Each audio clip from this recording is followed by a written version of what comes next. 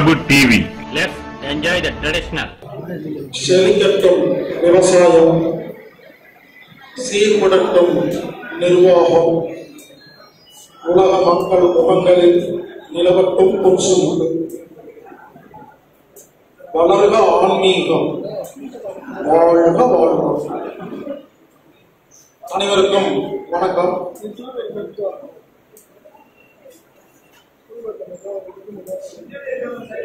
அமைதி. இந்த நிகழ்ச்சியை ஏற்பாடு செய்த அனைத்து நல்ல உள்ளங்களுக்கும் நன்றி. இந்த நிகழ்ச்சியை ஏற்பாடு செய்த ரோட்டரி கிளப் ஆஃப்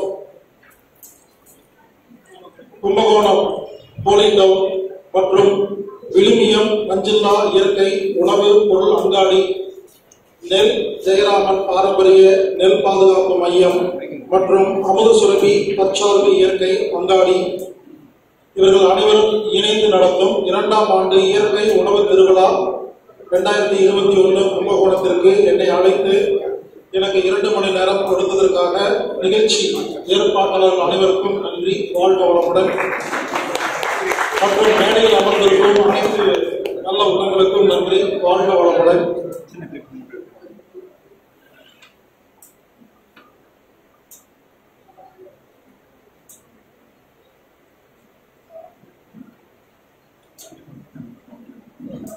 இன்று 2 மணி நேரத்தில் நாம் பல விஷயத்தை பார்க்கின்றோம். ஒன்று, உடல் நலம். உடல் நலம்னா என்னன்னு கேட்டீங்கன்னா, நமக்கு எந்த நோய் வந்தாலும் டாக்டர்கிட்டே போகாம, மருந்தே சாப்பிடாம, ஆபரேஷனே பண்ணாம, எந்த ஒரு செலவும் இல்லாம நம்ம நோயை நாமளே உட்படுத்துறதுக்கு பெயரு உடல் நலம். அடுத்தது இன்னைக்கு நம்ம பார்க்க போற டாபிக் மனநலம். மனசுல ஏதாவது டென்ஷன், கோபம், பயம், கவலை, வஞ்சம், கடுப்பு, வேதனை, தற்கொலை பண்ணலாமா, கொலை பண்ணலாமா, எண்ணம், இதெல்லாம் யாருக்காவது வந்துச்சுன்னா எந்த ஒரு சாமியாரையும் பார்க்காம, மொட்டை அடிக்காம நாமளே நம்மளை சரி பண்ணி ஹாப்பியா, சந்தோஷமா, ஜாலியா, நிம்மதியா எப்படி வாழ்றது அப்படிங்கறத கத்துக்கிறதுக்கு பேரு மனநலம். மூணாவது, குடும்ப நலம். குடும்பத்துல புருஷனுக்கு பொண்டாட்டிக்கு சண்டை இருந்தா அதை எப்படி சரி பண்றது இன்னைக்கு நம்ம பார்க்க போறோம். இது குடும்ப நலம். ஒண்ணு இல்லைங்க, 2 பேரும் ஒன்னா வாழ தெரியலீங்க யாருக்குமே. எல்லாரும் படிச்சிருக்கிறோம், பிசினஸ் பண்றோம், சம்பாதிச்சிட்டோம். ஒரு மனிதன் இன்னொரு மனிதனோட வாழ்வதற்கு தெரியவில்லை. இது அப்படிதான் சண்டை வரும். அது என்னங்கிறத பார்க்க போறேங்க. இது 3வது டாபிக்ங்க. 4வது டாபிக் விவசாயம். விவசாயம்னா இதுவரை நீங்க கேள்விப்பட்டது செயற்கை விவசாயம். இப்ப நீங்க பார்த்துட்டு இருக்கிறது இயற்கை விவசாயம். நாம் பேச போறது தமிழர் விவசாயம். இயற்கை விவசாயத்தை விட தமிழர் விவசாயம் ஒருபடி மேல. அதை இன்னைக்கு நம்ம பார்க்க போறோங்க. அடுத்தது 5வது டாபிக் சுய சார்பு வாழ்க்கை. நாம சுயசார்பு வாழ்க்கை வாழணும். உடனே கேட்பீங்க, சுயசார்பு வாழ்க்கை என்ன கேட்டீங்கன்னா, காலையில எந்திரிச்சோன்ன நீங்க எல்லாம் என்ன பண்ணிருக்கீங்க, பாத்ரூம்ல போய் ஒரு பிரஷ் எடுத்திருப்பீங்க, பல்லு விளக்குறது. அது வெளிநாட்டு கம்பெனி. அந்த பிரஷ்ல ஒரு பேஸ்ட் வச்சிருப்பீங்க, அது வெளிநாட்டு கம்பெனி. ஹமாம், லைபாய், ரக்ஸோனா போட்டு குளிச்சிருப்பீங்க, அது வெளிநாட்டு கம்பெனி. 3 ரோசஸ் டீ சாப்பிட்டிருப்பீங்க, அது வெளிநாட்டு கம்பெனி. ஒரு பால் பாக்கெட் வாங்கி வீட்டுல பால் காய்ச்சிருப்பீங்க, அது வெளிநாட்டு கம்பெனி.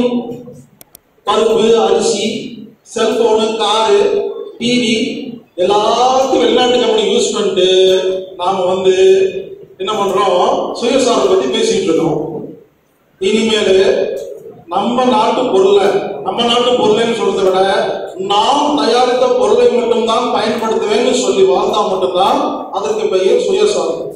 இன்னைக்கு நம்ம பார்க்க போற டாபிக் 5 டாபிக்.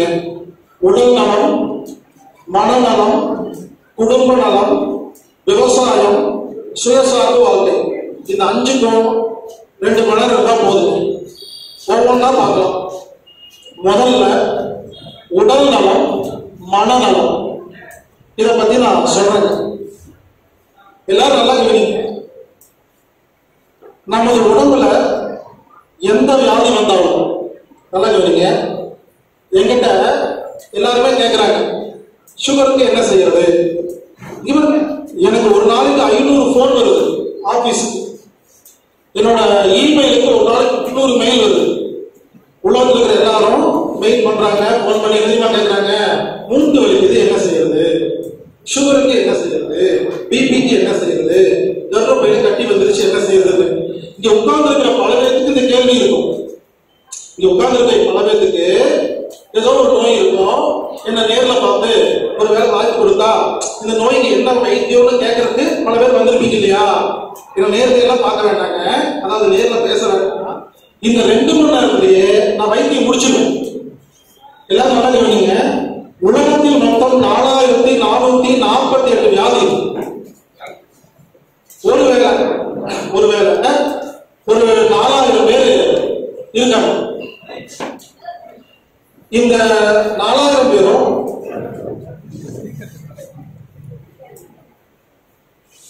ரெண்டு மணி கொடுக்கலங்க. இங்க இருக்கணும். நீங்க சாப்பிட கொடுக்கணும், சாப்பிட்டு கேட்கிற மாதிரி சப்ஜெக்ட் கிடையாது. மன்னிச்சுக்கீங்க, அது அப்படி வேணா சாப்பிட்டுக்கலாம். மன்னிச்சுக்கீங்க. இவங்க இந்த 2 மணி நேரம் கவனமா கேட்டீங்கன்னா இனிமேல் உங்க வாழ்க்கையில டாக்டரே தேவைப்படாது, மருந்து மாத்திரையே தேவைப்படாது. கொஞ்சம் கவனமா கேட்டுக்கீங்க. ஒரு 4000 பேர் என்ன வந்து பாக்குறாங்க. 4000 பேர் வந்து பாக்குறாங்க. நல்லா கவனிங்க. 4000 பேருக்கும் 4000 நோய். நல்லா கவனிங்க. 4000 வியாதிக்கும் என்கிட்ட ஒரே ஒரு மருந்து தான் இருக்கு. நான் என்ன சொல்ல வரேன்னா, தனித்தனி நோய்களுக்கு தனித்தனி சிகிச்சை இல்லை. சப்ஜெக்ட். இவங்க ஒரு 4000 நோய், 4000 பேர் என்கிட்ட வந்து தனித்தனியா பார்த்து இந்த நோய்க்கு என்னங்க வைத்தியம் கேட்டா என்ன சொல்லுவேன்? 4000 பேருக்கு ஒரே வைத்தியம் தாங்க சொல்லுவேன். இது வந்து என்ன புரியுதுன்னா உங்களுக்கு, தனித்தனி நோய்களுக்கு தனித்தனி வைத்தியம் இல்லை. மறுபடியும் சொல்றேங்க, யாருக்கு எந்த வியாதி இருக்கு நீங்க வந்திருக்கீங்களோ என்ன வந்து பாத்தீங்கன்னா தனித்தனியா வைத்தியம் எல்லாம் சொல்ல மாட்டேன். யாருக்கு எந்த நோய் இருந்தாலும் ஒரே வைத்தியம். அதே மாதிரி இந்த மனசுல டென்ஷன், கோபம், பயம், கவலை இருக்கு இல்லைங்களா? என்ன தனியா சந்திச்சு இந்த மாதிரி ஆச்சுங்க, அந்த மாதிரி ஆச்சுங்கன்னு உங்க குடும்ப பிரச்சனை, மன பிரச்சனை இருக்கு இல்லையா? இதை 1 மணி நேரமா நீங்க பேசுறீங்க உங்க பிரச்சனைய. நானு ஏதோ நீங்க பேசுறீங்க தான் உட்காந்து கேட்டு இருப்பேன், பதில் ஏற்கனவே வச்சிருப்பேன். ஏதோ சந்தோஷத்துக்கு பேசுங்க விட்டுருவேன். நானு எல்லாம் பேசி முடிச்ச உடனே நீங்க மனம் சம்பந்தமா எத்தனை பிரச்சனை நானு ஒரே ஒரு பதில் தான் சொல்லுவேன். அது மட்டும் இல்லைங்க, நீங்க உலகத்துல என்ன வேணா கேள்வி கேளுங்க. எல்ஐசி பாலிசி போடலாமா வேண்டாமா, ஷேர் மார்க்கெட்ல இன்வெஸ்ட் பண்ணலாமா வேண்டாமா, அடுத்த முதலமைச்சர் யார் வருவாருன்னு என்ன வேணா கேள்வி கேளுங்க. யார் என்ன கேள்வி கேட்டாலும் என்கிட்ட ஒரே ஒரு பதில் இருக்கு. அந்த பதில் என்ன தெரியுங்களா? நான் கடந்த 10 வருடமாக 5 நாள் வகுப்புன்னு ஒரு வகுப்பு நடத்திட்டு வரேங்க. கோயம்புத்தூர்ல ஒரு 2.5 வருஷமா நடத்திட்டு இருந்தேன். அப்புறம் திருச்சியில் 2 வருஷமா நடத்திட்டு இருந்தேன். அப்புறம் திண்டுக்கல் நடத்திட்டு இருந்தேங்க. இப்ப சென்னை நடத்திட்டு இருந்தேன். இந்த ஊரடங்குல நடத்த முடியல, ஸ்டாப் பண்ணிட்டேன். உங்களுக்கு என்ன சொல்லுவேன், யாருக்காவது நோய் இருக்கா, மனசுல பிரச்சனை இருக்கா, கேள்வி இருக்கா, என்ன பார்த்து கேள்வி கேட்காதீங்க. தயவு செய்து சென்னையில் நடக்கும் 5 நாள் வகுப்புக்கு நேர்ல வந்து கலந்துக்குங்கன்னு சொல்லுங்க. தாங்க பதில். இவங்க அதுக்காக உங்களோட கிளாஸுக்கு ஆள் பிடிக்கிறதுலாம் வரல. அந்த கிளாஸ அப்படியே வீடியோ ஷூட்டிங் எடுத்து ஆடியோவா கன்வெர்ட் பண்ணி வச்சிருக்கேன். இப்போ இருக்கிறவங்க யாருக்காவது வேணும்னா நான் ஒரு மெயில் அனுப்பி சொல்லுவேன். அந்த மெயிலுக்கு எனக்கு 5 நாள் வகுப்புடைய ஆடியோ வேணும்னு ஒரு மெயில் அனுப்பிச்சீங்கன்னா நான் உங்களுக்கு அனுப்பிச்சிடுவேன். நான் கிளாஸுக்கு வாங்கன்னு ஆள் பிடிக்க வரலீங்க, புரியுதா பேசிட்டு இருக்கேன். இவங்க முதல்ல என்ன பண்றேன், அந்த 5 நாள் கிளாஸ் இருக்கு இல்லைங்களா, அதோட சிலபஸ் சொல்றேன். அதுக்கப்புறம் அந்த கிளாஸ் ஆடியோவை இங்க இருக்கிற எல்லாத்துக்கும் இலவசமா அந்த மெயில் மூலியமா, வாட்ஸ்அப் மூலியமா அனுப்பிச்சிடுறாங்க. அது நீங்க கேட்டாதாங்க புரியும். இவங்க நான் சொன்னேன் இல்லையா 5 நாள் கிளாஸ் நடத்துவேன்னு சொல்லி, கடந்த 10 வருஷமா நடத்திட்டு இருக்கிறேங்க. ஒவ்வொரு கிளாஸுக்கும் 200 பேர் வருவாங்க. அமெரிக்கால இருந்து, சிங்கப்பூர்ல இருந்து, கும்பகோணத்துல இருந்து, தஞ்சாவூர்ல இருந்து எல்லா ஊருக்கு வருவாங்க. இவங்க இந்த 200 பேர் வராங்க இல்லைங்களா, நான் டேபிள் போட்டு உட்கார்ந்துக்கிட்டு ஒவ்வொருத்தரும் வந்தோடனே சொல்லுங்க உங்க வியாதி என்ன அப்படி கேட்கவே மாட்டேன். சொன்னா நம்ப மாட்டீங்க, 200 பேர்த்துக்கிட்ட பேரே கேட்க மாட்டேன், பேரும் கேட்க மாட்டேன், நோயும் கேட்க மாட்டேன், நாளையும் குடிக்க மாட்டேன். அதோட முக்கியமான விஷயம் தெரியுங்களா, ஒரு மருந்து கொடுக்க மாட்டேன், ஒரு மாத்திரை கொடுக்க மாட்டேன். அப்புறம் நீங்க எல்லாம் நீங்க வரும்பொழுது ஸ்கேன் ரிப்போர்ட் பிளட் டெஸ்ட் எல்லாம் தூக்கிட்டு வருவீங்க, அதை நான் பார்க்கவே மாட்டேன். ஏன் தெரியுமா பார்க்க மாட்டேன், அதை பார்த்து ஒரு பிரயோஜனம் இல்லை.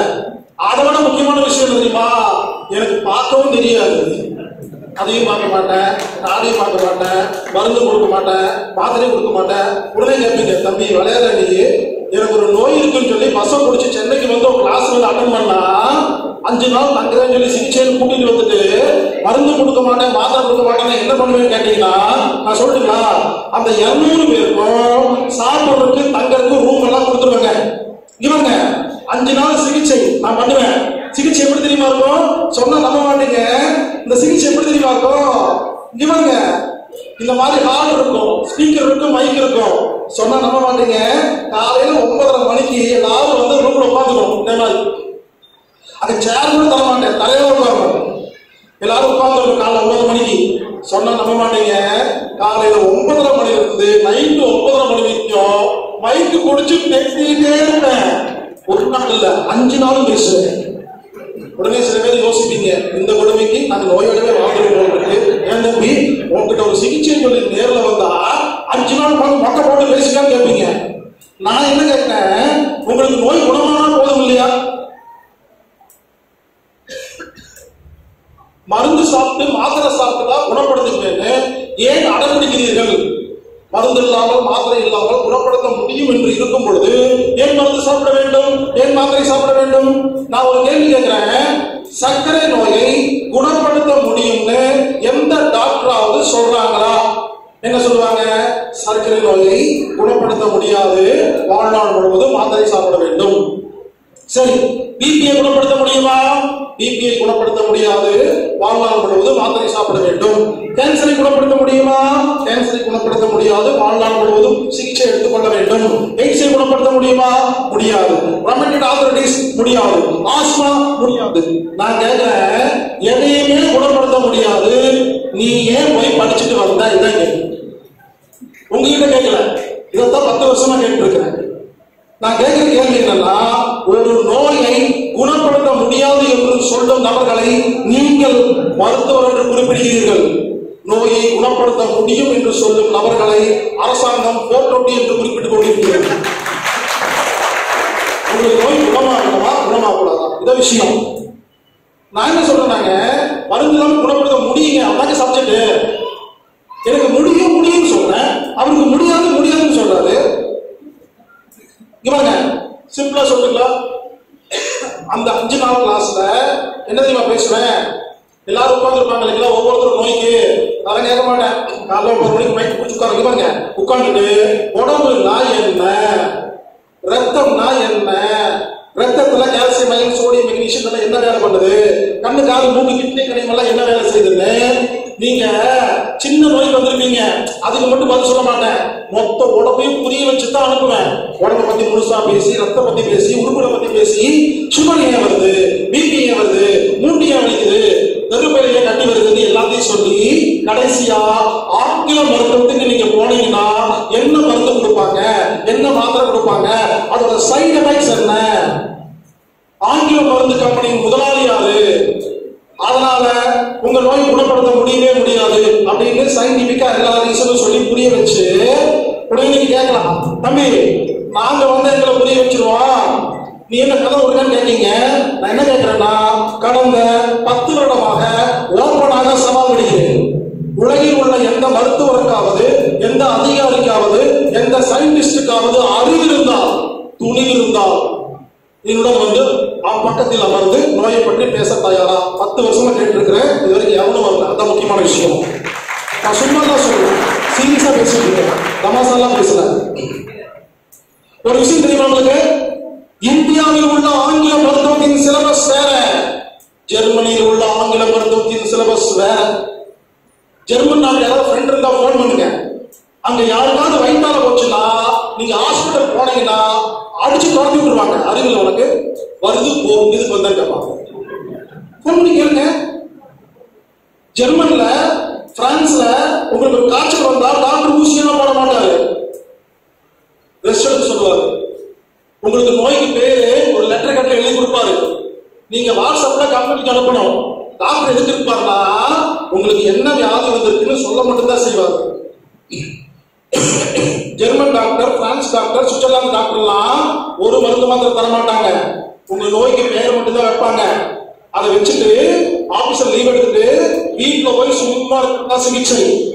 மீண்டும் சொல்கிறேன், ரஷ்யாவின் சிலபஸ் வேற. தமிழகத்தில் உள்ள எந்த மருத்துவருக்காவது அறிவு இருந்தால் என் கூட வர சொல்லுங்க. ரஷ்யா சிலபஸ் புக்க காமிக்கிறேன், அது வேற. ஜெர்மன் சிலபஸ் வேற. இந்தியா மட்டும்தான் இளிச்சவாய் சிலபஸ். தப்பா இருக்குது.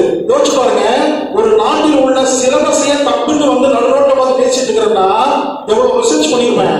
இப்படி ஆங்கில மருத்துவத்தின் சிக்கல்களை உங்களுக்கு புரிய வைத்து அதுக்கப்புறமா என்ன பண்ணுவேன், நம்ம உடம்புல எந்த உறுப்புல எந்த வியாதி வந்தாலும் ஒரு மருந்து மாத்திரை இல்லாம நமக்கு நாமே எப்படி சரி பண்றதுங்கிறத உங்களுக்கு சொல்லிக் கொடுக்கறதுக்கு எனக்கு 2 நாள் இருந்தால் போதும்.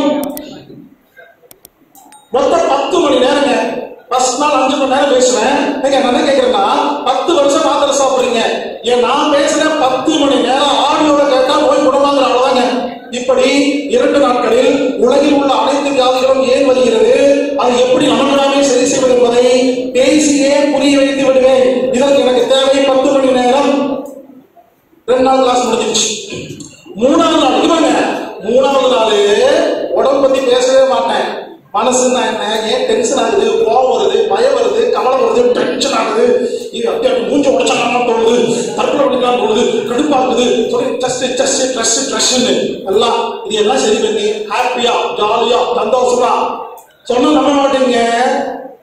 நான் 20 நிமிஷம் ஜாலியா தான் இருப்பேன், எங்க இருந்தாலும் சரி, எதிர வந்தாலும் சரிங்க. அவ்வளவுதான், குழந்தை மாதிரிங்க. ஒண்ணு குழந்தையா இருங்க, இல்ல ஞானியா இருங்க, நடுவுல தான் மாட்டிட்டீங்க.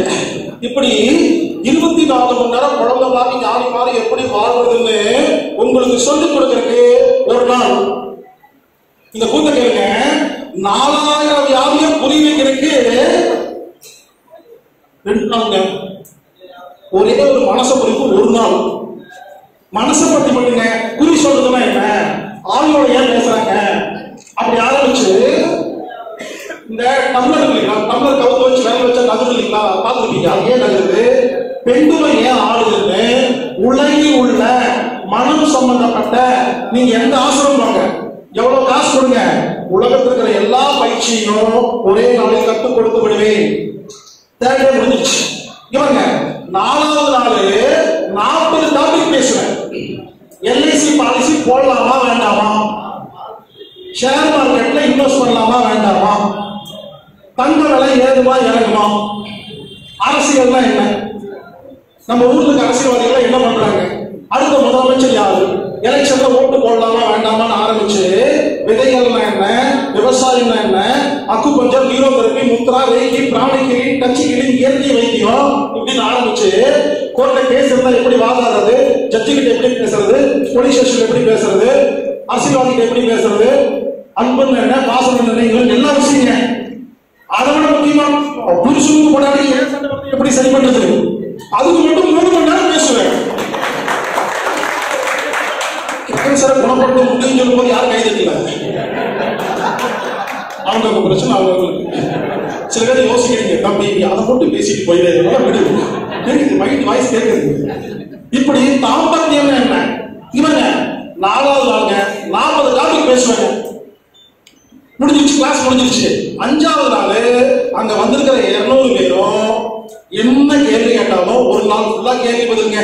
5ஆவது நாள் எல்லாரும் வீட்டுக்கு போயிடுவாங்க. இவங்க அந்த 5 நாள்ல எல்லாரும் டெய்லி 2 மணி நேரம் யோகா செஞ்சு ஆகணும். காலையில 1 மணி நேரம், சாயந்தரம் 1 மணி நேரம். கண்ணு கழுவணும், காது கழுவணும், எண்ணெய் ஊற்றி வாய்க்க பிடிக்கணும், மூக்குல தண்ணி ஊற்றி எடுக்கணும், இனிமா கொடுக்கணும், வாழைகளை குளிர் பண்ணணும், மண் குளிர் பண்ணணும், சூரியனை பார்க்கணும், விரதம் இருக்கணும், எல்லாம் சொல்லி கொடுத்துருவாங்க. அதை விட என்னன்னா எல்லாரும் யோகா செஞ்சா விடுங்க. ஜாயிண்ட் எக்ஸசைஸ், ஆசனங்கள், மூச்சு பயிற்சி, நெஞ்சு மூச்சு, மேல் நெஞ்சு மூச்சு, நாடி சுத்தி, பிராணாயாமம், பஸ்திரிகா, கபாலபதி, அக்னிசா, சுசுரிகிரியா, ஆசியோகம், அனுலோமா, விழுந்தோமா, சக்கர தியானம், அகவடி தியானம், குருதர்ஷன் தியானம், ஜோதி விபாசனா மெடிடேஷன் எல்லாம் சொல்லி கொடுத்துருவாங்க. இவங்க அது மட்டும் இல்ல, சமையல் எப்படி பண்றது, அடுப்புல வந்து சிம்ல வைக்கலாமா பெருசா வைக்கலாமா, குக்கர்ல வைக்கலாமா வடிச்சு சாப்பிடலாமா, என்ன வாங்குறது என்ன அரிசி வாங்குறது எல்லாம் சொல்லி கொடுத்துருவாங்க. எதுக்கு சொல்றேன்னா, இவங்க நான் நடத்துற 5 நாள் கிளாஸ் மூட்டு வலிக்கும் மனநல வலி கிடையாது. ஒரு தனி ஒருவன் இந்த உலகில் வாழ்வதற்கு தேவையான அனைத்து விஷயங்களையும் கற்றுக் கொடுப்பதுதான் 5 நாள் வகுப்பு. இது ஏன் தெரியுமா, தம் கட்டி 15 நிமிஷம் பேசிட்டு இருந்தேன். தயவு செய்து புரிஞ்சுக்கங்க, என்னுடைய 5 நாள் கிளாஸுக்கு நேர்ல வாங்க. இப்போதைக்கு கிளாஸ் நடக்கல, சரி வர முடியலையா, 5 நாள் கிளாஸ் ஷூட்டிங் எடுத்து வச்சிருக்கிறேன். யாராவது எனக்கு மெயிலையோ போன்லயோ வாட்ஸ்அப்லயோ கேட்டீங்கன்னா ஃப்ரீயா கொடுக்க ரெடிங்க. நானு வீடியோ கொடுக்குறேங்க, லிங்க் கொடுக்குறேங்க. லிங்க் கிளிக் பண்ணா அந்த 5 நாள் வீடியோ வருங்க, வீடியோ பாருங்க. இல்லைங்க உங்க மூச்சியெல்லாம் 5 நாள் பார்க்க முடியாதுன்னு சொன்னீங்கன்னா ஆடியோ கொடுக்குறேன். உங்களுக்கு இதுக்கு நீங்க சிரமம், அந்த 5 நாள் மூச்சு வரும், வேண்டாம் ஆடியோ கொடுக்குறேன், ஆடியோ கேளுங்க. நான் மருந்து கொடுக்கல, மாத்திரை தரல. நான் என்ன கேட்கிறேன், நான் நடத்தும் 5 நாள் வகுப்புடைய ஆடியோவை தயவு செய்து ஒரு முறையாவது வரிசையாக கேளுங்கள். இதை கேட்டு முடிச்சுட்டா இனிமேல் அதுல சுகரை பத்தி மட்டும் 1 மணி நேரம் பேசியிருப்பேன். சுகருக்கு மாத்திரை சாப்பிடலாமா வேண்டாமா, இங்க பாருங்க, சர்க்கரை சாப்பிட்டா உடம்புக்கு நோய்னு சொல்றாங்கல்ல டாக்டர். அரிசி சாப்பாடு சேர்த்திக்காதீங்க, சப்பாத்தி சேர்த்திக்கங்க, கோதுமை கிட்டங்கள் சேர்த்திக்கங்கன்னு சொல்றாங்களா இல்லையா? எனக்கு ஒரு சந்தேகம், டெல்லியில பாம்பேல எல்லாரும் சப்பாத்தி தான் சாப்பிடுறாங்க, அப்புறம் அவங்களுக்கு எப்படி சுகர் வந்துச்சு? குளுக்கோஸ்ங்கிறது அரிசியில இருக்கு, கோதுமையில் இருக்கு. சயின்ஸே தெரியாம பேசிட்டு இருக்காங்க. கோதுமை என்பது குளுக்கோஸ், அரிசி என்பது குளுக்கோஸ். அரிசி சாப்பிட்டா சக்கரை வியாதி வரும், கோதுமை சாப்பிட்டா வராதுன்னு யாராவது சொன்னா அறிவு இருக்கான்னு கேட்பேன். உனக்கு ஏதாவது கொஞ்சமாவது மூளை இருக்கான்னு கேட்பேன். சரி, அரிசி அதாவது சக்கரை சாப்பிட்டா நோய் வரும், சக்கரை சாப்பிட்டா நோய் வரும்னு நம்மள எல்லாம் சாப்பிட வேண்டாம்னு சொல்றாங்க இல்லையா? ஹாஸ்பிட்டல்ல எமர்ஜென்சில ஒருத்தர் படுத்திருப்பாரு, வெள்ளை கலர் டப்பா மாட்டுவாங்க, சொட்டு சொட்டு இறங்கிட்டு இருக்கும். அந்த டப்பாக்கு பேர் என்னங்க?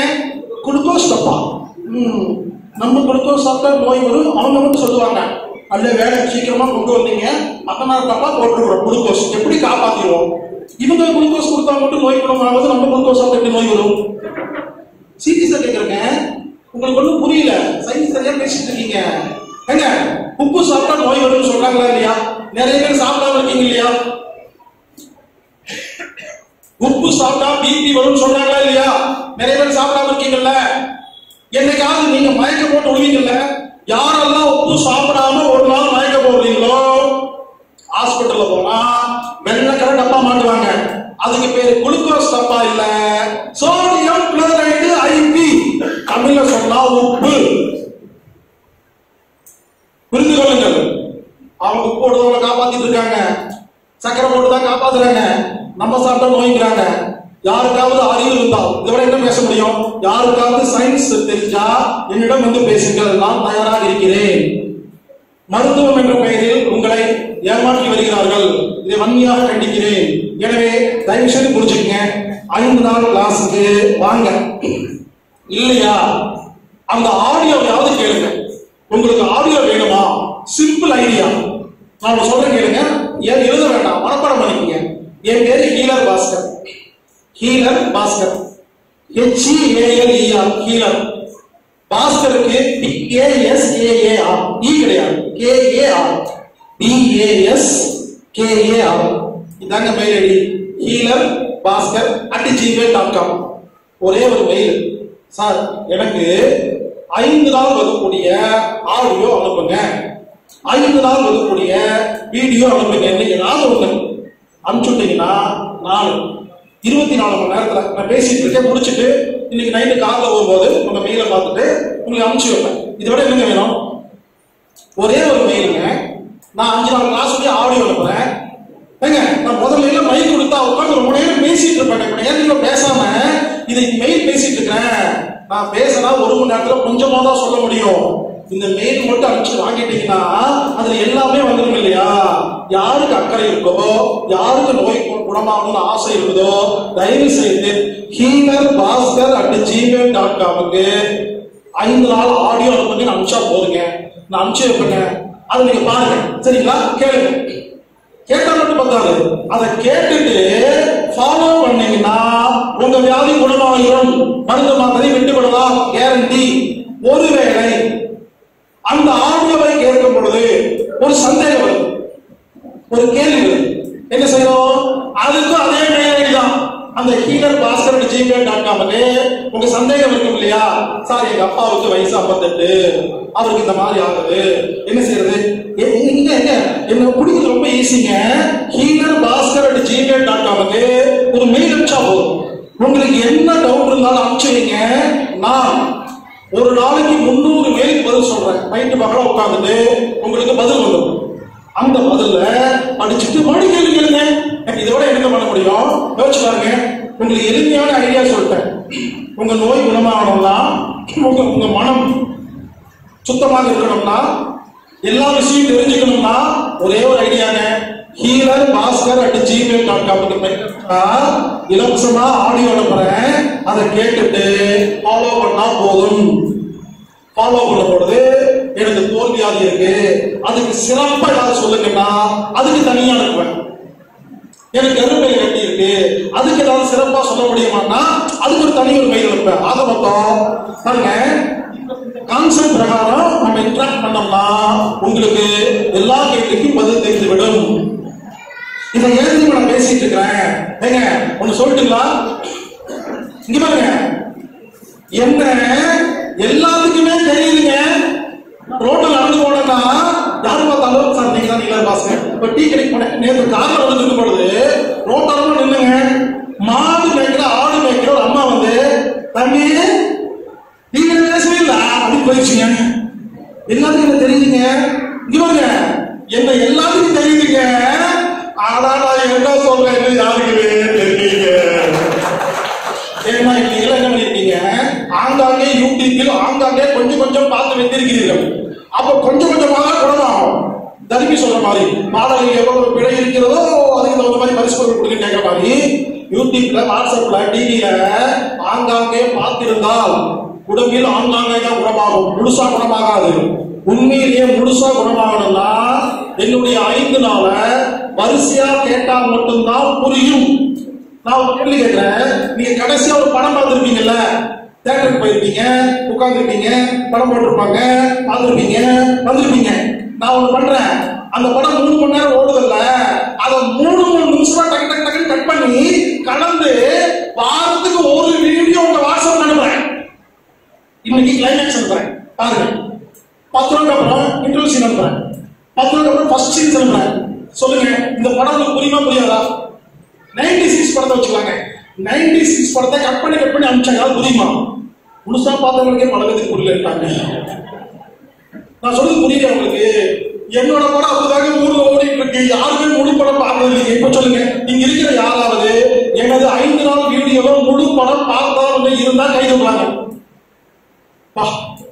ஒரு 5 பேர் இருக்காங்க. படம் பாருங்க, இந்த முழு படம் பார்த்தவங்களுக்கு எல்லாமே தெரியுங்க. நீங்க அவங்க கேள்வி கேட்டீங்கன்னா நான் என்ன பதில் சொல்லணும் அது சொல்லுவாங்க. எனவே அனைவரையும் வேண்டி விரும்பி கேட்டுக்கொள்கிறேன், தயவு செய்து எனது முழு படத்தை ஒரு முறை பார்த்து விடுங்கள். உங்கள் வாழ்க்கையே மாறிவிடும்.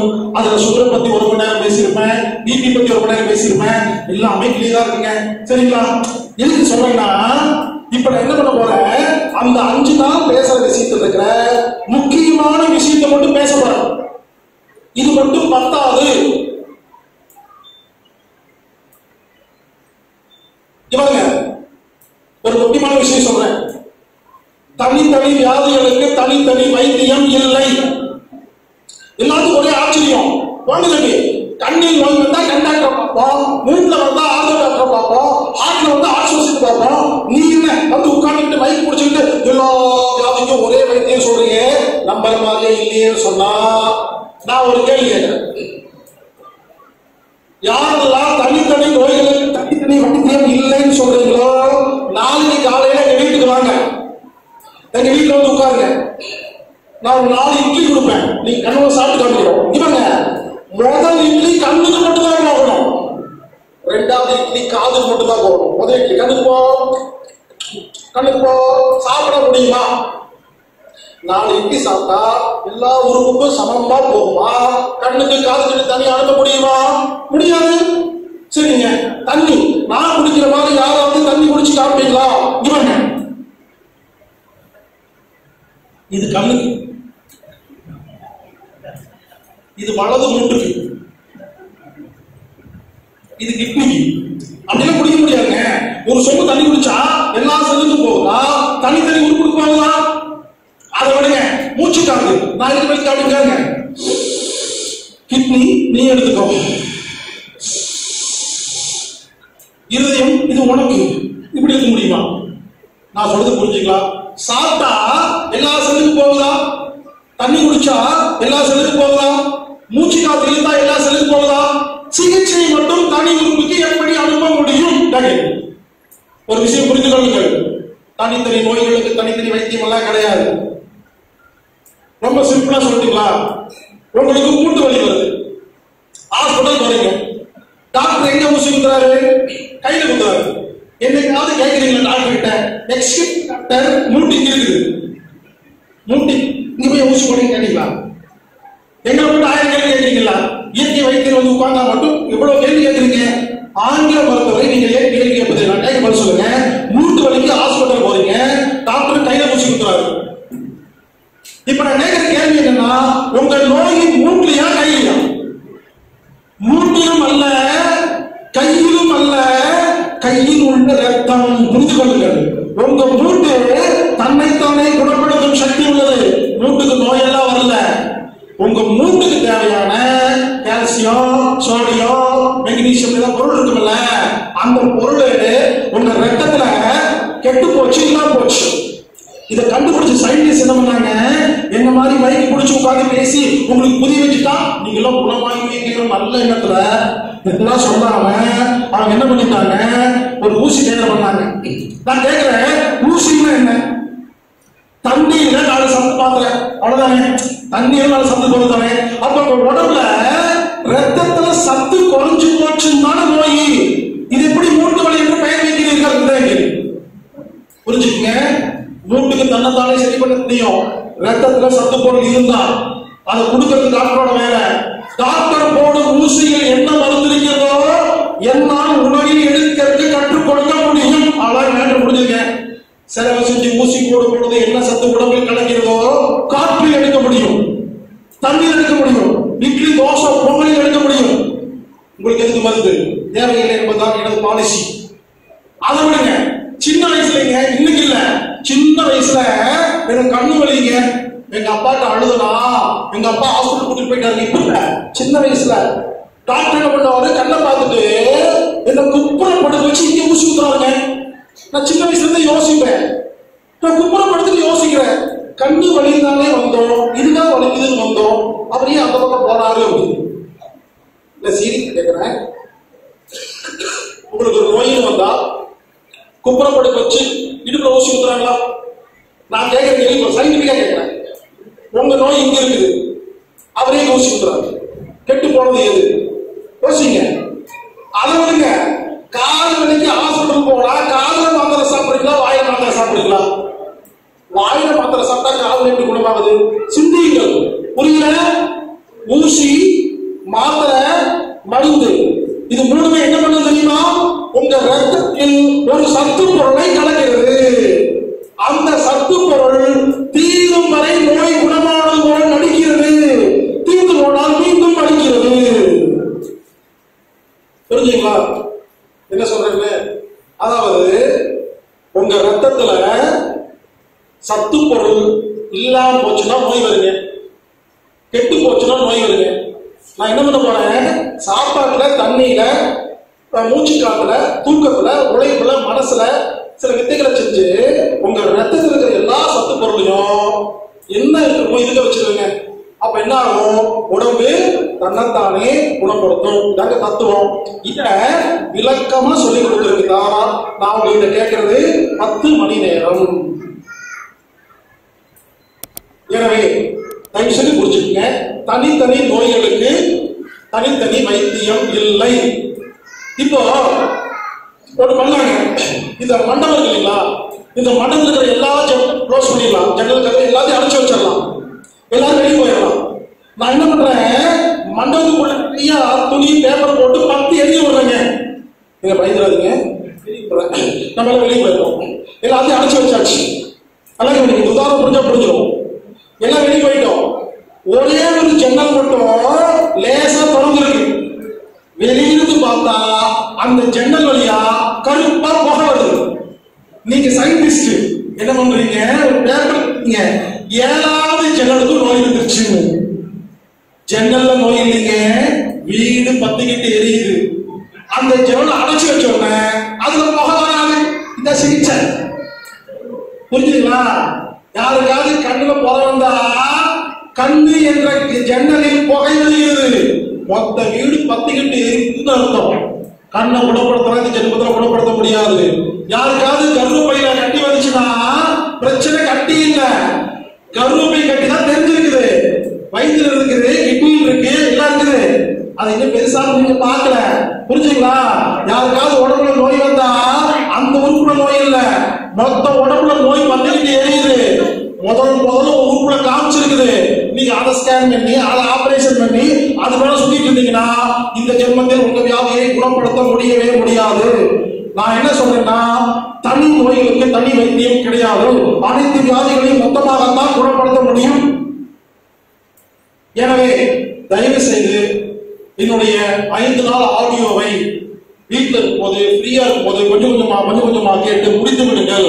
உங்கள் வாழ்க்கையை மாறிவிடும். அடுத்தது இவங்க சிம்பிளா சொல்றேன், ரத்தத்துல எல்லா பொருளும் நல்ல பொருளா வச்சா நம்ம உடம்பு தன்னைத்தானே குணப்படுத்துன்னு சொன்னீங்களா? அதுக்கு எளிமையான ஐடியா சொல்றேன். யார் ஒருவர் பசி எடுத்து சாப்பிடுறீங்களோ உடம்பு தன்னைத்தானே குணப்படுத்தும். பசி இல்லாமல் சாப்பிட்டால் உடம்பில் வியாதிகள் வரும்.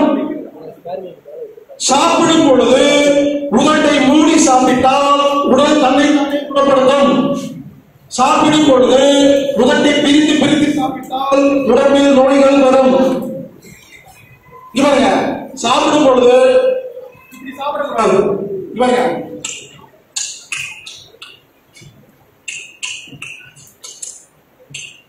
இப்படி சாப்பிட்டா எல்லா வியாதியும் வரும். இங்க இப்படிதான் சாப்பிடணும். உணவை சாப்பிடும் பொழுது உதட்டை பிரித்தால் நோய்கள் வரும். உணவை சாப்பிடும் பொழுது உதட்டை மூடி சாப்பிட்டால் நோய்கள் குணமாகும். பசி எடுத்து சாப்பிட்டால் நோய்கள் குணமாகும். பசி எடுக்காமல் சாப்பிட்டால் நோய்கள் வரும். சாப்பிடும் பொழுது பல்லுக்கு நன்றாக வேலை கொடுத்து கூழ் மாதிரி அரைத்து சாப்பிட்டால் நோய்கள் குணமாகும். சாப்பிடும் பொழுது பல்லுக்கு வேலை கொடுக்காமல் குண்டாக முழுகி கொண்டால் நோய்கள் வரும். சாப்பிடுறதுக்கு முன்னால பிரார்த்தனை செய்துவிட்டு சாப்பிட்டால் நோய்கள் குணமாகும். பிரார்த்தனை செய்யாமல் சாப்பிட்டால் அதற்கு பெயர் கொட்டிக்கிறது என்று பெயர். சாப்பிடும் பொழுது முழு கவனத்தையும் உணவில் வைத்து சாப்பிட்டால் மருந்தாக மாறும். சாப்பிடும் பொழுது மைண்ட்ல பிசினஸ், குடும்பம், சீரியல் எடுத்துக்கொண்டே சாப்பிட்டால் சாப்பாடு ஜீரணமாகாது. சாப்பிடும் பொழுது குறைவாக தண்ணீர் குடித்தால் ஜீரணம் ஒழுங்காக ஆகும். சாப்பிடும் பொழுது அடிக்கடி நிறைய தண்ணீர் குடித்தால் சாப்பாடு ஜீரணம் ஆகாது. சாப்பிடும் பொழுது டிவி பார்த்து கொண்டே சாப்பிட்டால் ஜீரணம் ஆகவே ஆகாது, பைத்தியம் பிடிக்கும்.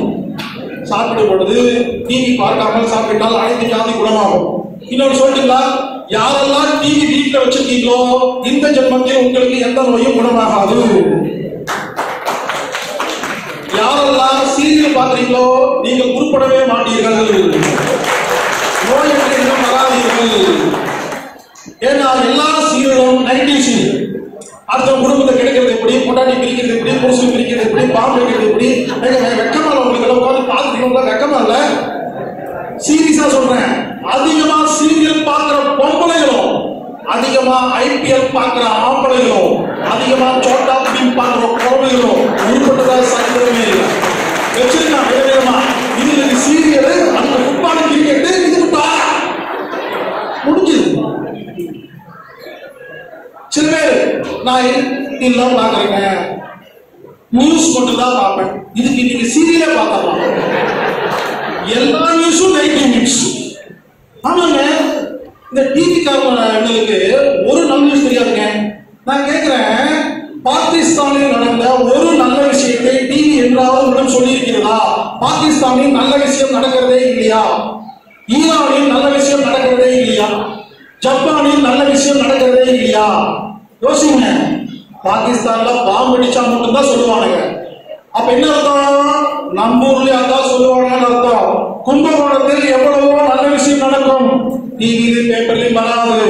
ஒரு பஸ்ஸும் லாரியும் மோதிக்கொண்டு 4 பேர் செத்தாங்கன்னா போடுவாங்க, கள்ளக்காதலை கூட போடுவாங்க, கைது போடுவாங்க.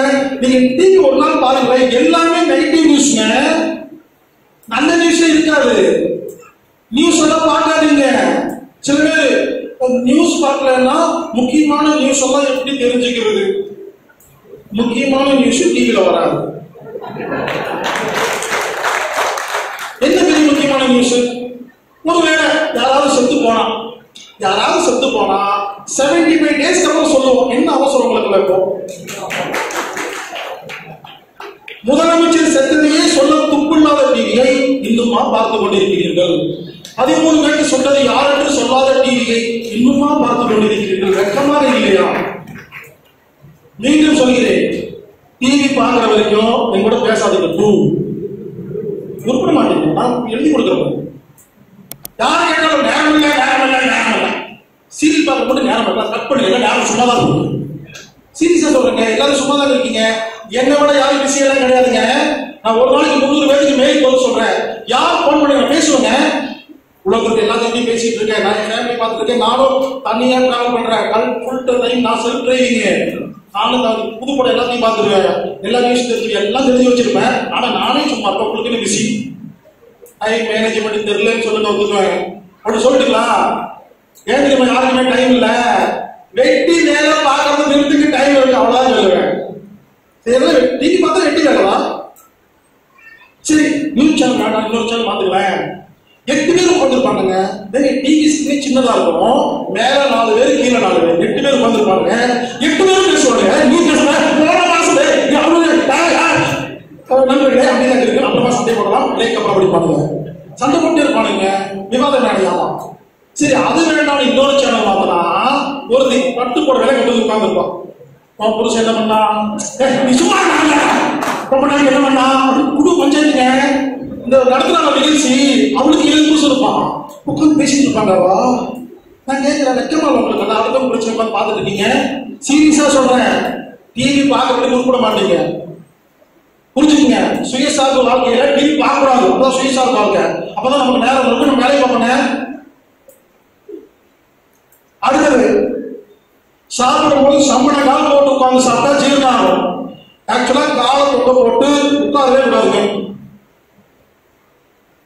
இவங்க ஒரு நாளில் எவ்வளவு நேரம் காலை தொங்க போட்டு உட்காருங்களோ நோய்ங்க. ஒரு நாளில் எவ்வளவு நேரம் காலம் முடிச்சு உட்காருங்களோ எந்த ஒரு பயிற்சி பண்ணாம ஆரோக்கியமா இருப்பாங்க. நீங்க வேணா கிராமத்துல போய் பாருங்களேன், சில பாட்டி இருப்பாங்க பாத்தீங்களா, இப்படிதான் உட்காந்துருப்பாங்க. ரொம்ப வருஷமா உட்காந்துருப்பாங்க. என்னங்க ஹாப்பியாப்பான்னு அது மட்டும் போகவே போகாது, எல்லாம் போயிடுவாங்க. பேரம் போயிடுவா, பேசி போயிடுவா, போகவே மாட்டேங்குது, நானும் போகாது. இப்ப உட்காரவே போகாது. சீரியஸாங்க, இந்த மாதிரி உட்கார்ந்தா முதுகு நேரா இருக்குங்க. நீங்க நினைச்சாலும் வளைக்கவே முடியாதுங்க. இப்படி உட்கார்ந்தீங்கன்னா முதுகு வளைஞ்சுதான் இருக்கும். நீங்க கஷ்டப்பட்டு தான் நிமித்தணும். இந்த மாதிரி உட்கார்ந்தீங்கன்னா முதுகு நேரா தான் இருக்கும். இந்த மாதிரி ஒரு நாளில் எவ்வளவு நேரம் உட்கார்றீங்களோ எல்லா வியாதியும் குணமாயிருங்க. யாருக்காவது உண்மையிலே நோய் குணமாகணும்னா இப்படி வீட்டுல உட்காந்துருக்கேன், நோய் குணமாயிரும். சேலஞ்சுங்க, 100 நாள் உட்காருங்க, குணமாயிரும். உடனே ஒருத்தர் கேட்கிறாரு, 100 நாள் உட்கார்ந்து போதுமா? போதும். அதுக்கப்புறம் அதுவே பழகிடும்.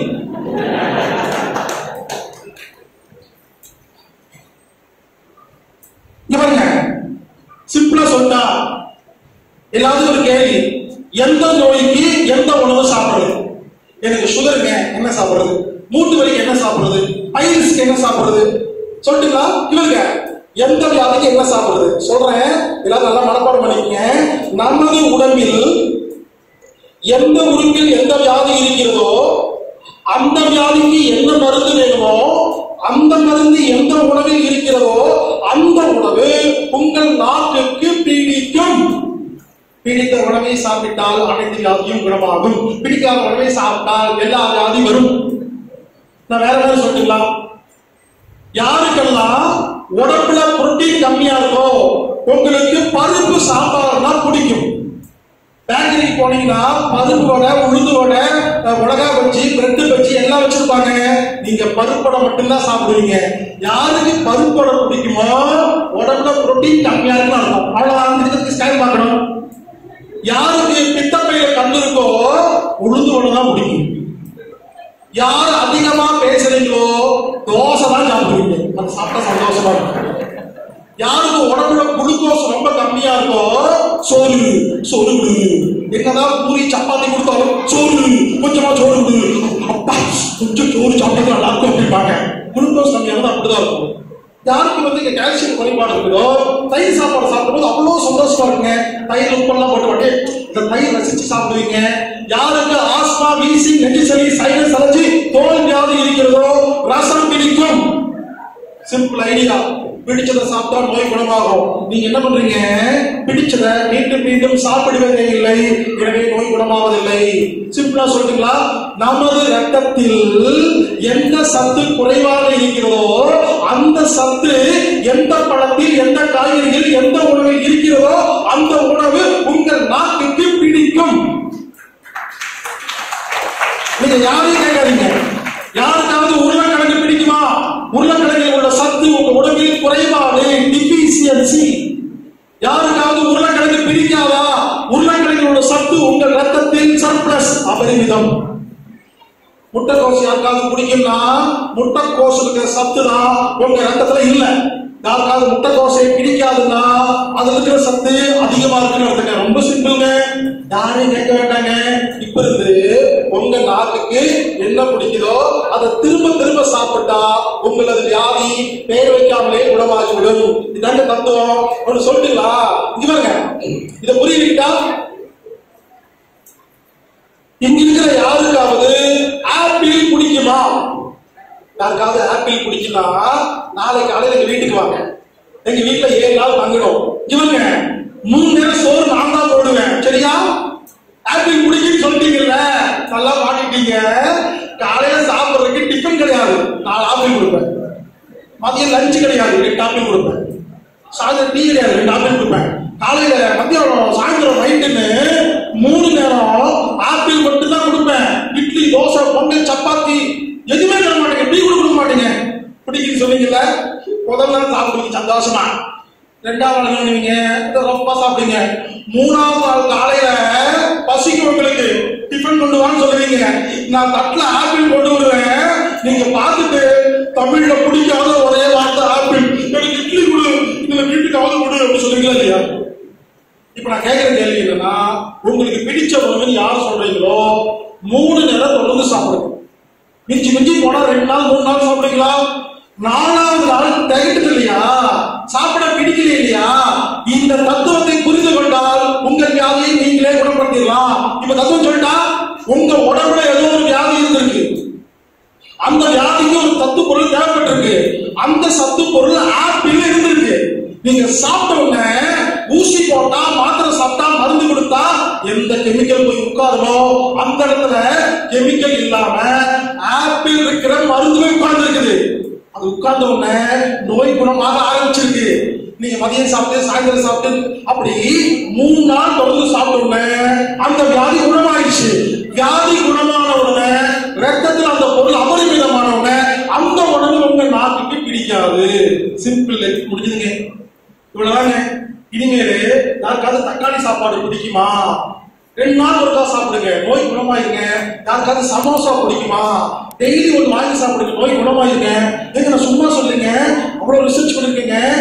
உங்க வீட்டுல சில குழந்தை இருக்கும், எப்பவுமே தயிர் சாப்பாடு தான் சாப்பிடும், வேற எது கொடுத்தா சாப்பிடாது. சண்டை பிடிக்காதீங்க.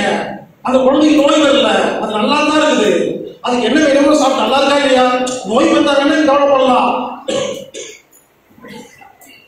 தயிர் சாப்பாடு மட்டும் சாப்பிட்டு அந்த குழந்தை ஆக்டிவா நல்லா தான் இருக்கு, அது செட் ஆயிடுச்சுங்க. புரிஞ்சுக்கங்க, நான் சொல்றது புரிஞ்சுங்களா? உங்களுக்கு பிடிச்சதை நீங்க சாப்பிடுங்க, அவங்களுக்கு பிடிச்சதை அவங்க சாப்பிட்டோம். உங்களுக்கு பிடிச்சதை அவங்களுக்கு கொடுத்து தொந்தரவு பண்ணாதீங்க. அவரவரது உடம்பு, அவரவரது தேவை வேறு வேறு.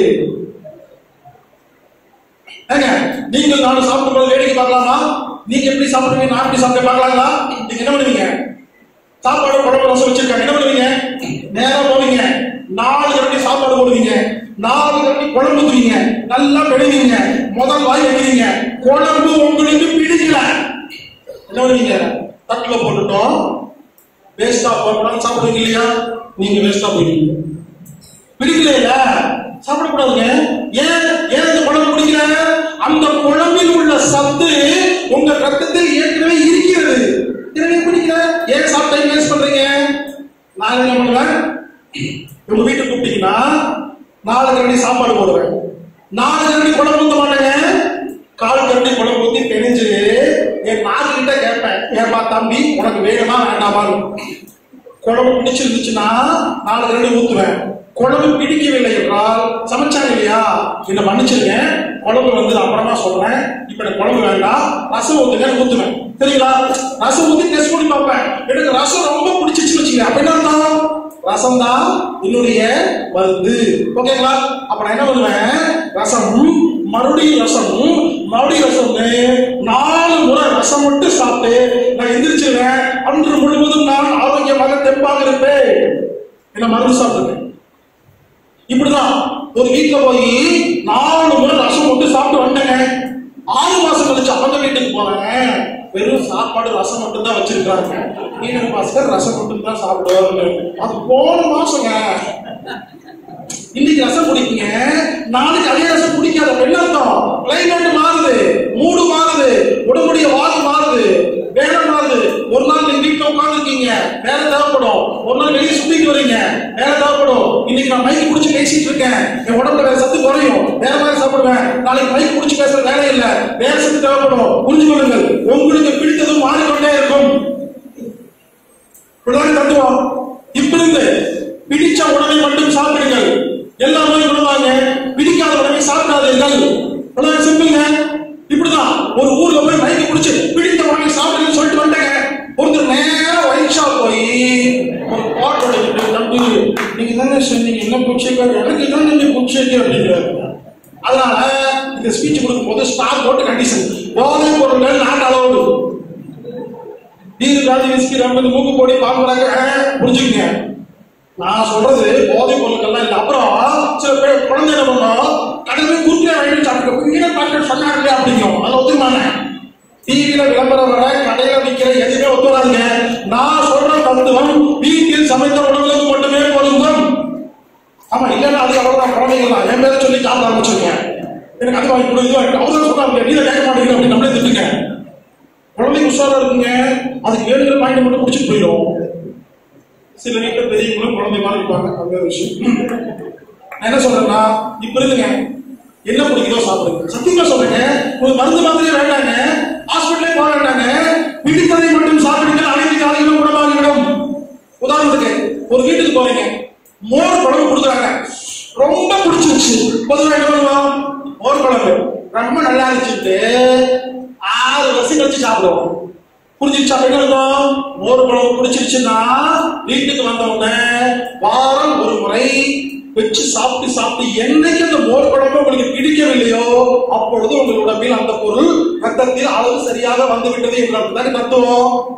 யாருக்காவது உளுந்து வடை பிடிக்குதா? டெய்லி ஒரு வாங்கி சாப்பிட்டு நோய் குணமா இருக்கு. நம்ம சொல்லுங்க, சீரியஸா சொல்றேங்க. எல்லாரும் சொல்றாங்க கடையில் வைக்கிறதெல்லாம் சாப்பிடாதுன்னு. நீங்க ரோட்ல விற்கிற இட்லி தோசை வடையெல்லாம் வாங்கி சாப்பிடலாங்க. பீஸா ஆர்டர் பண்ணி சாப்பிடுறீங்க, அதுக்கு பரவாயில்ல. கொக்கோலா குடிக்கிறீங்க, அதுக்கு பரவாயில்ல. எனவே இந்த வினாடி முதல் பிடித்ததை மட்டும் சாப்பிடுங்க. இந்த பெண்கள் ரொம்ப மோசம். இந்த பெண்கள் எல்லாம் ஆமாங்க, இந்த பெண்களுக்கு எல்லாம் ஏன் நோய்கள் தெரியுமா? அவங்க ரொம்ப மோசம். காலையில எல்லாத்துக்கும் சுட சுட இட்லி சாம்பார்லாம் வச்சு கொடுப்பாங்க, இதுக்கு சாப்பிடாதுங்க. நைட்டு வச்ச 4 சப்பாத்தி காஞ்சி போய் கிடக்கு, வீணா போயிடும். இது உட்காந்து சாப்பிட்டு வீணா போயிட்டு மதியம் எல்லாத்துக்கும் சாப்பாடு குழம்பு ரசம் எல்லாம் சுட வச்சு எல்லாத்துக்கும் பரிமாறிட்டு காலைல வச்ச 4 இட்லி யாருமே சாப்பிடல, காஞ்சி போயிட்டு சாப்பிடும், காஞ்சி போயிட்டு. அப்புறம் நைட்டு எல்லாத்துக்கும் சப்பாத்தி சுட்டு கொடுத்துட்டு மதியம் வச்சு சாப்பாடு ரசமும் கொடுத்து மிச்சமா நம்ம சாப்பிடுவோம் அப்படின்னு குப்பை தொட்டில போறத நீங்க சாப்பிட்டு நீங்க ஏன் குப்பை தொட்டியாக ஆகிறீர்கள்? பெண்களே புரிந்து கொள்ளுங்கள், நீங்க சுட சுட சமைச்சால் முதலில் நீங்கள் சாப்பிடுங்கள், மிச்சம் இருந்தால் பரிமாறுங்கள்.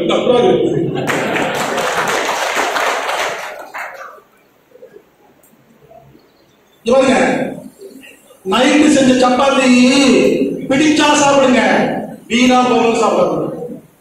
மதியம் வச்ச ரசம் உங்களுக்கு பிடிச்சா சாப்பிடுங்க, வேஸ்டா போகும் சாப்பிடாது. தானே தத்துவம். பல வீட்டுங்க வேஸ்டா போகும்னு சாப்பிட்டு சாப்பிட்டு நீங்கள் வேஸ்டாக போகிறீர்கள். கோடிக்கணக்கா சொத்து இருக்குதுங்க, பணம் இருக்கு, நகை இருக்கு, பங்களா இருக்கு, கார் இருக்குங்க, சாப்பாட்டுல இருந்து கஞ்சத்தனம். இனிமே தாராளமா காய்கறி வாங்குங்க, கடையில் போய் காய்கறி எதுவுமே வாங்கி சாப்பிடுங்க, பழங்கள் வாங்கி சாப்பிடுங்க. மருந்து மாத்திரைக்கு பழங்களை சாப்பிடலாம், காய்கறி சாப்பிடலாங்க. எனவே பிடித்த உணவை சாப்பிடுங்க, அனைத்து வியாதிகளும் குணமாகும். தண்ணி அண்ணாந்து குடித்தால் நோய் வரும், வாய் வைத்து குடித்தால் நோய் குணமாகும்.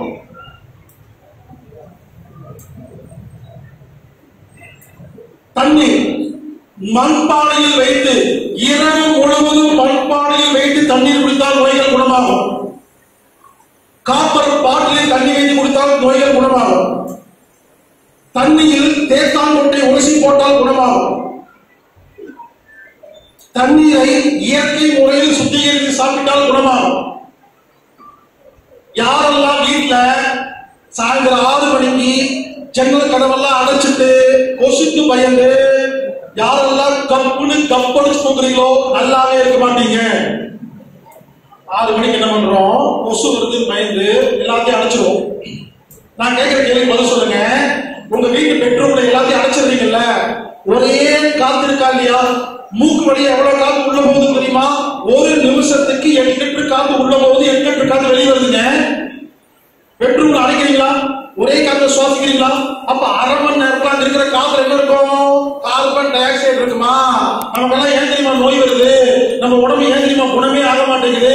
ஒரே காத்தில் இரவு முழுவதும் யார் படுக்கிறீங்களோ உங்கள் உடல் தன்னைத்தானே குணப்படுத்தாது, பல்வேறு நோய்கள். அடைத்த அறையில் படுக்கக்கூடாது. புரிஞ்சுதா இல்லைங்களா? அடைச்சலுக்குள்ள படுத்தா நோய் வருது, புரியுதா இல்லையா? அடைச்சலுக்குள்ள அடைச்சு வச்சு படுத்தாவே நோய் வரும்னு சொல்றானே. சில பேர் அடைச்சலுக்குள்ள கொசுவத்தி வேற பத்த வைப்பீங்க, நல்லா இருக்கும். கொசு சின்ன கொசு அன்னைக்கே செத்துரும், நம்ம கொஞ்சம் பெரிய கொசு கொஞ்சம் லேட் ஆகும். கொசுவத்திலிருந்து ஒரு வாசம் வருதுல்ல, அது கொசு விஷம் தானே. கொசுவத்திலிருந்து வரும் வாசமும் கொசுக்கு விஷம் தானே. கொசுக்கு விஷம் தான், நமக்கு என்ன பாயாசமா? நமக்கு விஷம் தான். இனிமேல் கொசுவத்தி எல்லாம் பத்த வைக்காது, கடிச்சு சாப்பிட்டு போடுது. ரெண்டும் ஒரே எஃபெக்ட் தான். பத்த வச்சா என்ன எஃபெக்டோ சாப்பிட்டா அதே எஃபெக்ட் தான். இதாவது பரவாயில்ல. சில பேர் என்ன பண்ணுவாங்க, ஆளு குட் நைட் வாங்கி தட்டில் சொல்லிடுவாங்க. ஆளு அல்லது நோய், அது ஒரு வாசம் வருதா இல்லையா? அது நம்ம கெடுதல் தானே. அது எப்படி வீட்டில் பயன்படுத்துறீங்க? கொசு விஷங்க, நமக்கு விஷம் தாங்க. அந்த கம்பெனிக்காரன் எவ்வளவு தின்னு தான் பாருங்க, நல்ல பேர் வச்சிருக்கு. அதாவது எப்படி தெரியுமா, உண்மை சொல்றாங்க, ஆள் அவுட்டு, அவன் கொசுன்னு சொல்லுவாங்க. ஆள் அவுட்டு, அவன் தெளிவான பேர் வச்சிருக்கான். நம்ம ஆள் அவுட்டு தான். அதாவது பரவாயில்லைங்க, புதுசா வந்திருக்கு ஓட மாசு. நைட்டு தூங்குறதுனால பிதிக்கிட்டு அதுல சந்தனமா? நைட்டு தூங்கும் போது கெமிக்கல மூஞ்சியில விட்டு தூங்குறீங்களே, நல்லா இருப்பீங்க. புரிஞ்சுங்களா? கொசுவத்தி பத்தவே கூடாது, ஆள் அவுட்டு குட் நைட்டு பயன்படுத்தக்கூடாது, இந்த ஓட மாசெல்லாம் தரக்கூடாது. ரொம்ப சிம்பிளா சொல்லிக்கலாம். காத்தோட்டமான இடத்தில் படுத்தால் உடல் இரவு முழுவதும் அனைத்து நோய்களையும் குணப்படுத்தும். அது என்ன செய்ய வேண்டும்? ஜன்னலை திறந்து வச்சு படுக்க வேண்டும். உடனே அடுத்த கேள்வி, ஜன்னல் திறந்து வச்சு படுத்தா கொசு வந்து கிடைக்குது, என்ன செய்யறது? நீங்க ஜன்னல் கொசுவில் அடிங்க இல்லையா? கொசுவில வாங்கி 4 கை கட்டி உள்ள போய் படுங்க, மெனக்கெடுங்க. நானு என் கார்ல கொசுவில வச்சிருக்கேன். எந்த ஊர், எந்த நாடு, எந்த இடத்துக்கு போனாலும் கொசு வந்துச்சுன்னா கொசு எடுத்து கட்டிட்டு படுப்பேங்க. எனக்கு அது சின்னதுங்க, படிச்சு வச்சா வருதுங்க. எங்க கொசுகளை எல்லா வீட்லயும் இருக்கணுங்க. கொசு ஒண்ணும் பண்ண முடியாது. கொசுவை படுக்கலாமா இல்லையா? கொசு வலைக்குள்ள போய் படுத்துக்குங்க, கொசு கடிக்காது. ஃபேன் போட்டுக்கலாம், காத்தோட்டமா இருக்கும், எல்லாம் திறந்து வச்சுக்கலாங்க. சிம்பிள் ஐடியாங்க. தயவுசெய்து ஆரோக்கியம் வேணும்னா கொசு வலைக்குள்ள போய் படுக்க ஆரம்பிங்க. புரிஞ்சுக்குங்க. இப்படி சுத்தமான காத்து, சுத்தமான தண்ணி, சுத்தமான சாப்பாடு நம்மளை மறந்து தூக்கும். டீப் ஸ்லீப், தூக்கமே மறந்துங்க. ஒன்னு சொல்லிட்டா, தூங்கும் பொழுது மட்டும்தான் அனைத்து வியாதிகளும் குணமாகுது. மறுபடியும் சொல்றேன், தூங்கும் பொழுது மட்டும்தான் அனைத்து வியாதிகளும் குணமாகுது. உடனே சில பேர் கேட்பீங்க, தம்பி தூங்கும் போது எல்லா வியாதியும் குணமாகுதுன்னு சொல்றியே, நான் டெய்லி தூங்குறேன், அப்புறம் ஏன் நோய் குணமாகலாம் கேள்வி. நீங்க எல்லாம் தூங்கல, மயக்கம் போட்டு கிடக்குறீங்க. தூங்க வேற மயக்க வேற, புரியுதா? நாளைக்கு காலையில நீங்க தூங்குறீங்களா மயக்கம் போட்டு கிடைக்கலான்னு கன்ஃபார்ம் பண்ணிக்கலாம். சொல்றீங்களா? நாளைக்கு காலையில உங்க வீட்டுல சின்ன சின்ன குழந்தை இருக்கு இல்லையா, குழந்தைகள் தூங்கி எந்திரிக்கும் போது மூச்சு பார்த்துட்டீங்களா? உங்க வீட்டுல குழந்தைகளா இருக்கு இல்லையா, காலையில தூங்கி எந்திரிக்கும் எப்படி இருக்கும், மப்பு குடிச்ச மாதிரி பார்த்துருக்கோம். அதுகிட்ட போய் இங்க வா அப்படின்னு திரும்பி கூட பார்க்காது, எந்திரிக்காது, பாட்டு பாடி பாடாது, ரைம் சொல்லி சொல்லாது, ஏற்கனவே வந்தாடு. ஏன் தெரியுமா? அது உண்மையிலே தூங்கி. புரிஞ்சுக்குங்க, உண்மையிலேயே தூங்கினா எந்திரிச்சா பிக்கப் ஆகிறதுக்கு 1/2 மணி நேரம். நம்ம அப்படி இல்லை, எந்திரிச்ச உடனே பிக்கப் தான். அப்ப தூங்கலே நம்ம எந்திரிச்ச உடனே வேண்டி நைட்டு 10 மணிக்கு கேட்டா நீ தூங்கலே நம்ம எந்திரிச்ச உடனே நைட்டு கடைசியா கேட்ட பாட்டு உங்களுக்கு ஞாபகம் வந்தா நீங்க தூங்கலே நம்ம எந்திரிச்ச உடனே இன்னைக்கு சண்டே நீங்க தூங்கல. புரிஞ்சுக்கங்க, குழந்தை பிக்கப் ஆகிற 1/2 மணி நேரம் ஆகுங்க. நம்ம சொல்லிட்டா ஞானிகளும் குழந்தைகளும் மட்டும்தான் தூங்குகிறார்கள், வேறு யாரும் தூங்குவதே இல்லை. தூங்கி பாருங்க, எல்லா வியாதி குணமாகும். நம்ம எல்லாம் தூங்கி ரொம்ப வருஷம் ஆச்சுங்க. சில பேர் தம்பி 25 வருஷம் சம்பவம் நடந்துச்சுப்போம், அதுக்கப்புறம் தூங்குது. புரியுது? புரிஞ்சுக்கங்க, தூக்கம் வந்து ரொம்ப முக்கியங்க. நான் சொல்லலையா இந்த 5 நாள் வகுப்புன்னு, அந்த ஆடியோல குழந்தை போல் தூங்குவது எப்படின்னு சொல்லி கொடுத்துருக்காங்க. அதுக்கு மட்டும் 2 மணி நேரம் பேசியிருப்பேன். நான் வேணா சிம்பிள் எக்ஸாம்பிள் சொல்றேன், நல்லா புரியுங்க. இவங்க இனிமேல் நாமளும் குழந்தை மாதிரி தூங்கலாங்க. ஐடியா கொடுத்தா, இனிமேல் யாருமே படுத்து தூங்கக்கூடாது. நைட்டு யாரும் படுத்து தூங்காதீங்க. எல்லாரும் நல்லா கேட்டீங்க. நைட்டு 10 மணிக்கு பெட்ல போய் படுக்கிறீங்கல்ல, குழந்தை மாதிரி தூக்க வரக்கு எவ்வளவு நேரம் தெரியுமா? 6 மணி நேரம். சுமார் படுத்து தூங்கினால் குழந்தை போல் ஞானி போல் தூக்கம் வரக்கு 6 மணி நேரம் ஆகும். சுமார் எத்தனை மணிக்கு பெட்ல போய் படுக்கிறீங்க? 12 மணி. அப்ப தூக்கம் எப்ப வரும்? 6 மணி. நீங்க எந்திரிக்கிறது எப்போ? 5:30 மணி. எப்படி தூங்குவீங்க? நான் சொல்ற மாதிரி செஞ்சா 1/2 மணி நேரத்துல குழந்தை மாதிரி தூங்குறாங்க. ரெடி? எப்படிங்க? இவங்க இனிமேல் யாரும் படுத்து தூங்க கூடாது, சரிங்களா? நான் சொல்ற மாதிரி தூங்குங்க. இதான் பெட்டு. இவங்க சமணங்கால் போட்டு உட்காந்துருங்க. கையை தொடங்கி மேல வச்சுக்கோங்க. எப்படி வச்சுக்கலாம்? கழுத்தை தொங்க போட்டுருங்க. கண்ணை மூடிங்க. உட்கார்ந்துக்கிட்டே தூங்குங்க. அவ்வளவுதாங்க. ஒண்ணு சொல்லிட்டுங்களா? படுத்தா குழந்தை மாதிரி தூங்குறதுக்கு 6 மணி நேரம் சொன்ன பாத்தீங்களா? உட்கார்ந்துகிட்டே தூங்கினா 1/2 மணி நேரத்துல குழந்தை மாதிரி தூக்கம் வந்துடும். 5:30 மணி நேரம் மிச்சம். இனிமேல் யாரும் படுத்து தூங்காதீர்கள். இரவு பெட்ல பாய் வச்சு தலைகாணியெல்லாம் வச்சுக்கிட்டு உட்கார்ந்துகிட்டே தூங்குங்க, சரிங்களா? இவங்க இனி நைட் ட்ரை பண்ணுங்க. இவங்க நைட்டு ஃபுல்லா உட்கார்ந்து தூங்க சொல்லல, உட்கார்ந்துட்டே இருங்க. குழந்தை மாதிரி தூக்கம் வந்தா அப்புறம் படுத்து தூங்குங்க. அதுக்கு 10 நிமிஷம் ஆகுங்க, சில பேருக்கு 1/2 மணி நேரம் ஆகுங்க, சில பேருக்கு 3/4 மணி நேரம் ஆகுங்க. மீண்டும் சொல்கிறேன், உட்கார்ந்துகிட்டே தூங்குங்க. எப்ப குழந்தை மாதிரி தூக்கம் வருதோ அப்ப படுத்து தூங்குங்க. உடனே ஒரு கேள்வி கேட்பீங்க, ஏன் தம்பி உட்கார்ந்துட்டே தூங்க சொல்ற, குழந்தை மாதிரி தூக்கம் வந்தா படுத்துன்னு சொல்ற, எனக்கு குழந்தை மாதிரி தூக்கம் வந்துச்சுன்னு எப்படி கண்டுபிடிக்கிறது? அதான கேள்வி. அதுக்கு பதில் சொல்றேன். நைட்டு உட்கார்ந்துட்டே தூங்குங்க, கண்ணை மூடுங்க, கழுத்து தொங்க போடுங்க, சாதாரண உட்காந்துருங்க, உட்கார்ந்துட்டே இருங்க, சும்மா இருங்க. திடீர்னு உங்க உடம்பு இருக்கு இல்லையா, உங்க உடம்பு உங்களை மீறி ஒரு ஜெர்க்கான். இதை ஒன்னும் சொல்ல வேண்டியது. இப்பவே பார்த்தேன் சில பேர் ஆரம்பிச்சு நடந்துச்சுல்ல, இதேதான் உட்கார்ந்து இருக்கும் போது நடந்துச்சாங்க சம்பவம். நம்மளை மீறி அதேதான் அதேதான் இன்னைக்கு பண்றீங்களே, ஏன் பண்ண சொல்றேன். நேரம் நைட்டு வீட்டுக்கு போறேன், உட்கார்ந்துட்டே இருக்கேன். 1 எண்ணிக்கை மடிப்பாண்டு இருக்கு, 2 எண்ணிட்டே இருக்கு, 5 முறை அலைவீங்க. அந்த உடம்பு ஏன் தெரியுமா செக்காகுது? உங்க புத்தி உடம்புல இருந்து வெளியே வந்தா செக்காகும். புத்தியில தான் வியாதி இருக்கு. புத்தியை நீக்கிவிட்டு தூங்கினால் உடல் தன்னை தானே குணப்படுத்தும். புத்தியில தான் வயசு இருக்கு. தூங்கிடலாங்க. எனவே இன்று முதல் இரவு யாரும் படுத்து தூங்காதீர்கள், உட்கார்ந்து கொண்டே தூங்குங்கள். 5 முறை ஜர்க்காயிட்டு அதுக்கப்புறம் படுங்கள். உங்கள் வாழ்க்கையை மாறிவிடும். குறைந்த நேரம் தூங்கினாலும் டீப் ஸ்லீப் போவீர்கள். இது அனைத்து நோய்களுக்கும் மருந்து. இப்படித்தான் நான் ஒரு மீட்டிங்ல சொல்லி ஒருத்தர் நேரம் வீட்டுக்கு போய் பெட்ரூம்ல உட்கார்லீங்க, ஹால்ல போய் உட்கார்ந்துருக்காங்க. ஹால்ல உட்கார்ந்து நைட்டு 5 முறை ஜெர்க்காயிட்டு அப்பாடா தூக்கம் எந்திரிச்சு நடந்து போய் பெட்ரூம்ல படுத்தாலும் அப்புறம் தூக்கம் இல்லையா? எங்க தூங்குறீங்களோ அங்கேதான் ஜெர்க்காகும். சரிங்களா? இன்னொரு புத்திசாலி பெட்ரூம்ல போய் உட்கார்ந்து 5 முறை ஜெர்க்காயிட்டு அப்பாடா தூக்கம் வந்துருச்சு எந்திரிச்சு போய் யூரின் போயிட்டு தண்ணி குடிச்சிட்டு ஃபேனை போட்டுட்டு லைட் எல்லாம் ஆஃப் பண்ணிட்டு படுத்தாலும் தூக்கம் இல்லையா? எங்க எல்லா வேலையும் முடிச்சிருந்துங்க.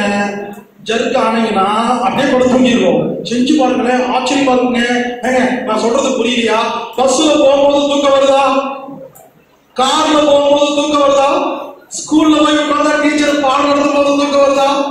காலேஜுக்கு போய் உட்கார்ந்தா லெக்சர் பாடம் நடத்தும் போது தூக்கம் வருதா? இந்த மாதிரி டாக் ப்ரோக்ராம் தான் தூக்கம் வந்துச்சா? இதேதான், படுத்தா தூக்கம் வராது, உட்கார்ந்து தூங்கணும். அதனாலதான் எல்லா மதங்களிலும் உட்கார்ந்து பிரேயர் பண்ணுங்கன்னு சொன்னாங்க. எந்த மதத்திலும் படுத்து பிரேயர் பண்றது இல்ல. எல்லா சாமியார்களும் எல்லா ஆசிரமங்களையும் உட்கார்ந்து தியானம் பண்ணுங்கன்னு சொல்றாங்க. படுத்து தியானம் பண்றது இல்ல. ஒரு நாளில் சும்மா எவ்வளவு நேரம் உட்கார்ந்துட்டோ அனைத்து வியாதிகளும் குணமாகும். அவ்வளவு விஷயம். சாப்பாடு, தண்ணி, தூக்கம், மூச்சு காத்து, 5வது உழைப்பு. இவங்க யார் ஒருவர் உடம்புல உழைப்பு இருக்குதோ நோயெல்லாம் குணமாயிரும். யார் உடம்புக்கு வேலை கொடுக்குறீங்களோ நோய் குணமாயிரும். சில பேர் இருப்பாங்க கொஞ்சம் கூட அசைய மாட்டாங்க, அப்படியே அவ்வளவுதான், எல்லா நோய் வந்துடும்.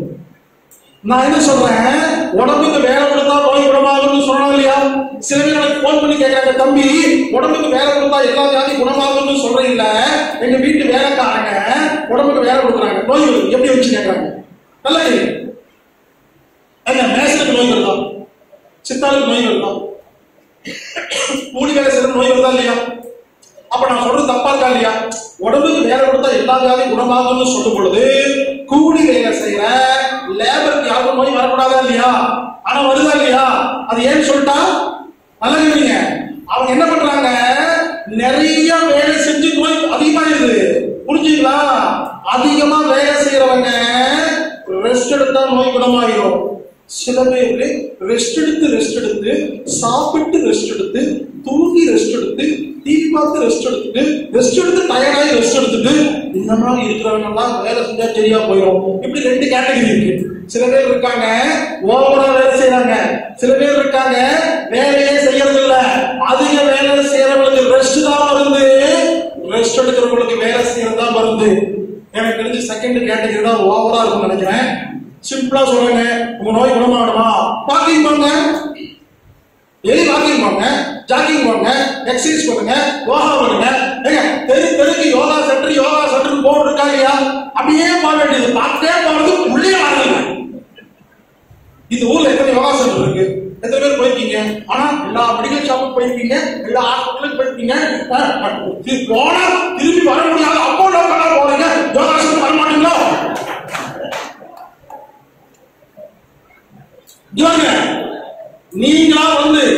நீங்களா வந்து கையை கால ஆட்டிட்டு போனீங்கன்னா அதுக்கு பேரு யோகா. யாராவது உங்க வீட்டுக்கு வந்து ஆட்டி விட்டுட்டு போனாங்கன்னா அதுக்கு பேரு சிகிச்சை. மரியாதையா நீங்களே வந்து ஆட்டுங்க, இல்ல உங்க வீட்டுக்கு ஆட்டுறக்கு ஆள் வருவாங்க.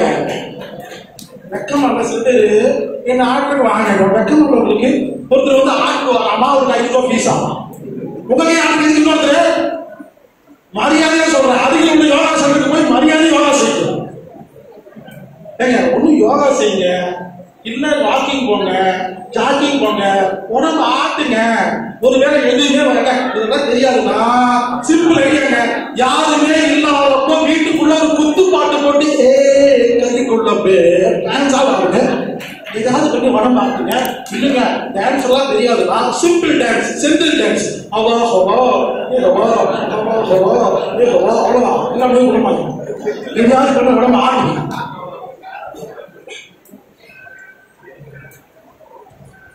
இவங்க நோய்ங்கிறது வேற ஒண்ணும் இல்ல. சாப்பிட தெரியலன்னா நோய், சாப்பிட தெரிஞ்ச ஆரோக்கியம். ஒழுங்கா தண்ணி குடிச்சா நோய் குணமாகும். தண்ணி ஒழுங்கா குடிக்காட்டி நோய் வரும். மூச்சு காத்து ஒழுங்கா இருந்தா நோய் எல்லாம் குணமாயிரும். அதுல குப்பை இருந்தா அப்படிதான் நோய் வரும். ஒழுங்கா தூங்கின நோய் எல்லாம் குணமாயிரும். தூக்கம் இல்லாட்டி அப்படிதான் நோய் வரும். உடம்புக்கு போதிய உழைப்பு இருந்தா நோய் குணமாயிரும். அதிகமான கம்மியான அப்படிதான் நோய் வரும். அடுத்தது மனம் ஒழுங்காக இருந்தால் நோய் குணமாகும். மனம் ஒழுங்காக இல்லை என்றால் நோய் வரும். சிம்பிளா சொல்லிட்டா இவங்க நமது உடம்பில் ஒரு நிமிடத்தில் 300 கோடி செல்கள் தன்னைத்தானே குணப்படுத்துகிறது. நமது உடம்பில் ஒரு நிமிடத்தில் 300 கோடி செல்கள் செத்து பிழைக்கிறது. உங்க குடல் இருக்கு இல்லையா, குடல் 36 மணி நேரத்துல எல்லா செல்லும் செத்து புதுசா மாறிடுங்க. அதை செய்யறது யார் தெரியுமா? Pineal gland. உச்சநரை இருக்கு இல்லையா, அதுல இருந்து ஒரிஞ்சு கீழே ஒரு உறுப்பு இருக்குது. அந்த உறுப்புக்கு பேரு பீனியல் கிளாண்ட். இங்கிலீஷ்ல நம்ம தாத்தா பாட்டி வச்சு பேரு தெரியுமா? ஆனந்த சுரப்பி. உங்க லிவர் இருக்கு இல்லையா, ஒரு வருஷத்துல எல்லா செல்லும் செத்து புதுசா மாறிடுங்க. ரத்தத்தின் வெள்ளை அணுக்கள் இருக்கு இல்லையா, 13 நாள்ல செத்து புதுசா மாறிடும். ரத்தத்தின் சிவப்பணு இருக்கு இல்லையா, 120 நாள்ல எல்லா செல்லும் செத்து புதுசா மாறிடுங்க. ஒன்னு சொல்லிட்டா, இப்படி உட்கார்ந்து இருக்கீங்க, உடம்பு இருக்கு கண்ணுக்காது மூக்கெல்லாம் போன வருஷம் இருந்த உடம்பே இல்லைங்க. நமது உடம்பில் ஒரு நிமிடத்தில் 300 கோடி செல்கள் செத்து பிழைக்கிறது. ஆனா அதை செய்யறது யார் தெரியுமா? Pineal gland. ஒரு குழந்தை பிறந்த உடனே உச்சி துடிக்கி பாத்தீங்களா? அதாங்க பீனியல் கிளாண்ட். அப்புறம் அடைச்சிருந்தா இல்லையா? நான் சொல்லிட்டுங்களா, யாருடைய பீனியல் கிளாண்ட் ஒழுங்காக வேலை செய்கிறதோ எல்லா செல்லும் தன்னை தானே குணப்படுத்திக் கொள்ளும். மருந்து மாத்திரை தேவையில்லை. யாருடைய பீனியல் கிளாண்ட் ஒழுங்கா வேலை செய்யலையோ உங்களுக்கு எல்லா வியாதி வரும். இந்த ஜென்மத்தில் குணமாகாது. இந்த பீனியல் கிளாண்டை எப்படி வேலை செய்ய வைப்பது என்று நான் இப்பொழுது உங்களுக்கு கற்றுக் கொடுக்கிறேன். 10 நிமிடத்தில். இந்த மாதிரி நல்லா தெரியுங்கன்னா மறுபடியும் லைக் பண்ணுங்க, ஷேர் பண்ணுங்க, சப்ஸ்கிரைப் பண்ணுங்க. மறக்காம பெல் ஐகானை கிளிக் பண்ணிடுங்க. தேங்க்யூ ஃபார் வாட்சிங்.